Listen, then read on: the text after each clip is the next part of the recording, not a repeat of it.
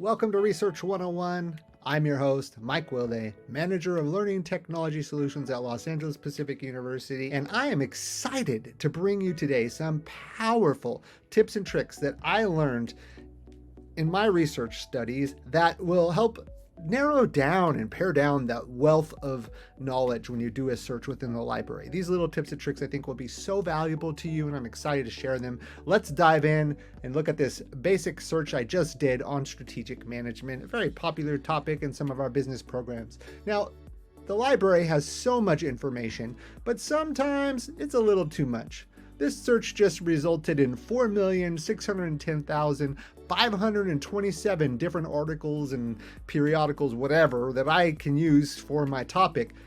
That's way too much information. I don't have time for that. You don't have time for that. So let's look at some very practical and viable ways that we can go about narrowing down these search results to give us the primary information that we need to get this done. Number one tip: limit your search to peer-reviewed articles. Now you're probably asking me, what is a peer-reviewed article and why is it important? I didn't know that when I came into grad school, but then I learned that the term peer-reviewed means that it's a process where research articles, reports, and scholarly work are evaluated by a group of experts in the same field of study before being published. Now, this is really important because that means that their work is being scrutinized by professionals in their field. It limits the amount of bias and popular opinion, in a certain field, because there are others who are making sure this research is accurate,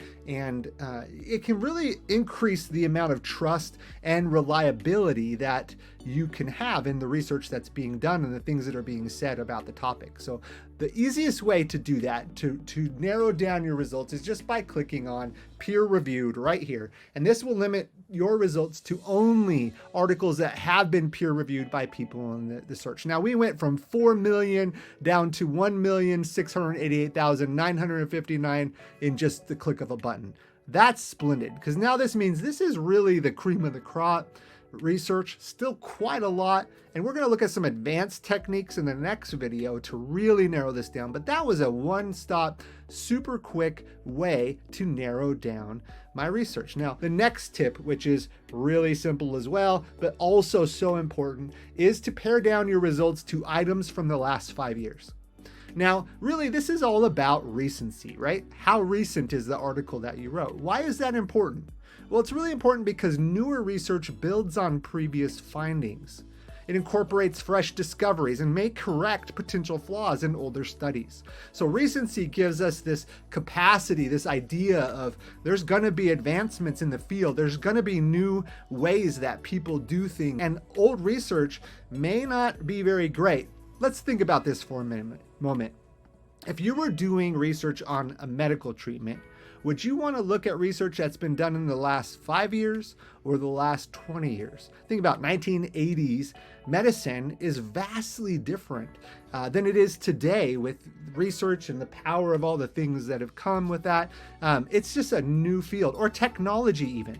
Let's say you were looking at computer processors, right? Would you want to look at research from the 1980s? That is going to be vastly different than research from the new 2024, right? It's going to be totally different. The speed at which things have changed over time in technology is really fast, and we have to be critical and make sure that our research is new and current and does contain some of the new methodologies and theories. Now, that's not to put aside the value of a seminal work, maybe by some authors from the earlier times, but you have to recognize that people build off of those works. So you're going to be able to reference the old as well as the new in some of the research. Let's jump back into our search results here and see what happens when I change this result to within the past 5 years. Now, you could even go so quick as the past 1 year. That would be a very recent article. I'm going to start with just 5. 5 is a good limit because a lot of things and trends tend to happen over time rather than in 1 year. So five years here, and let's see what we get. We had 1,006,000. Now we've split this down now to 559,542 just by saying, give me something within the last 5 years. Well, let's look look here real quick at the next tip I have, because we still got a little bit too many to really weed through. The next tip and the final tip for today is to look at the source type. Pare down your results by source type. Now, what does that mean? Why would the different sources matter, right? It's all current. Well, it actually does have an impact on your study because different source types cater to varying levels of degree and credibility. A targeted approach saves you time and strengthens the foundation of your research. Yada, yada, yada. What does that mean? Okay, let me break it down for you, okay? It's pretty simple.